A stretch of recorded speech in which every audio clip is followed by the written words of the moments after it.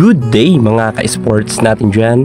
Signal HD Spikers kontra sa Creamline Cool Smashers. Dalawang team na malakas at wala pang talo pagdating nga sa Pool B. Sila naman ngayon ang magsasalpukan. Bukas na yan magaganap. Kaabang-abang to mga ka-sports. Dalawang team na malakas at wala pa pareha silang talo.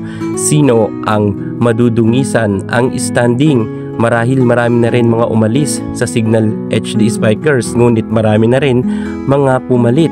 At kaabang-abang nga ang pagbabalik ni Tin Tiamson, kung saan ang salpukan nila ni Alyssa Valdez ay kaabang-abang. Showdown ng dalawang veterana na balibulista. Sino ang magwawagi? Ang team ni Tiamson or ang team ng ating Alyssa Valdez? Well, masasabi ko na nag-reveal ding ang Signal HD Spikers at hindi sila kagaya ng Creamline Cool Smashers na mayroon man mga umalis pero hindi natin nararamdaman dahil sobrang lalakas rin kasi ng mga rookie draft na nakuha nila. At ang ating Phenom Alyssa Valdez at Gemma Galanza ay very solid talaga ang kanilang samahan. May Michelle Gumabaw pa dyan. Kung kaya masasabi ko sa dalawang team na ito na maglalaban bukas, 6:30 PM yan na July 1. Ang mananalo dito, ang aking prediction ay ang Creamline Cool Smashers.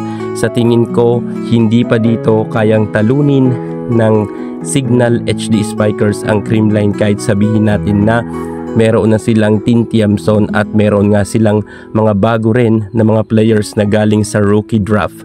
Mas malakas at mas established na kasi ang team ni Alyssa Valdez at mas solido nga ito, kung kaya mahirap talaga itong tibagin. Lalo't wala rin nga ang kanilang star player na si Vanny Gandler dahil ito ay nasa VTV Cup kung saan lumahok nga ang Alas Pilipinas at napasama nga itong si Gandler.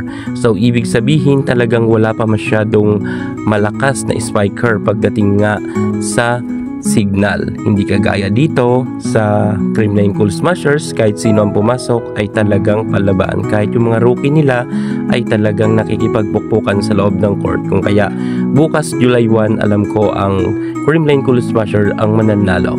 Ikaw, sino ang mananalo para sa iyo? Comment mo na yun sa baba.